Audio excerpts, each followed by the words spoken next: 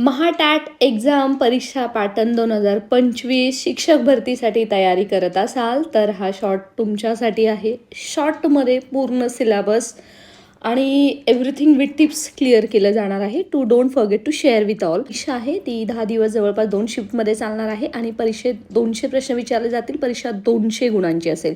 120 मिनिटं म्हणजे 2 तासाचा वेळ असेल, परंतु यामध्ये कोणतेही निगेटिव्ह मार्किंग नसणार आहे. अभियोग्यता या गटांतर्गत गणितीय क्षमता, वेग, अचूकता, भाषिक क्षमता, इंग्रजी भाषिक क्षमता, मराठी, अवकाशीय क्षमता, कल, आवड, समायोजन, व्यक्तिमत्व इत्यादी उपघटक सर्वसाधारणप्रमाणे राहतील.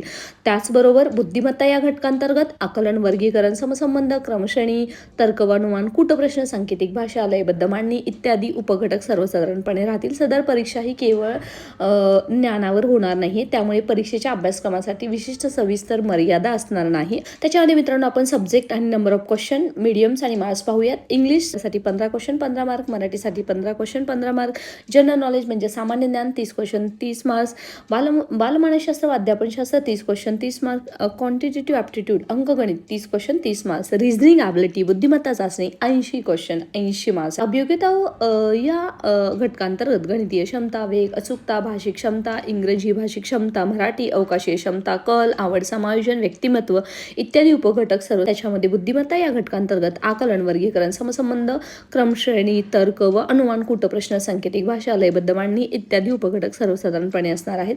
इंग्लिश लँग्वेजमध्ये ग्रामरमध्ये synonyms, antonyms, spelling, punctuation, tense, voice, narration, article, question tag.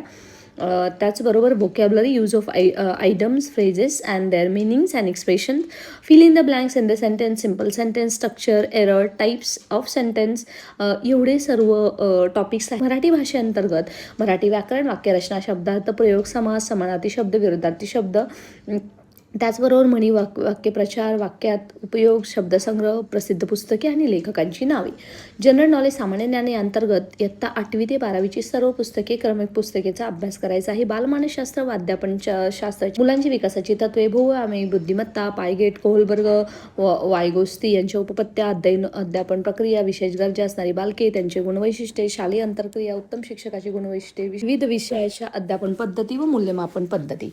त्याचबरोबर क्वांटिटेटिव्ह ॲप्टिट्यूड जे अंकगणित, त्याच्यामध्ये आपण पाहतोय की संख्यामाला, पदावली सोडवणे, गुणोत्तर व प्रमाण, भागीदारी, काळ, क्रम, वेग, संबंधित उदाहरणे, सरासरी, नफा, तोटा, सरळ व्याज, चक्रवाढ व्याज, चलन, मापनाची परिणामे.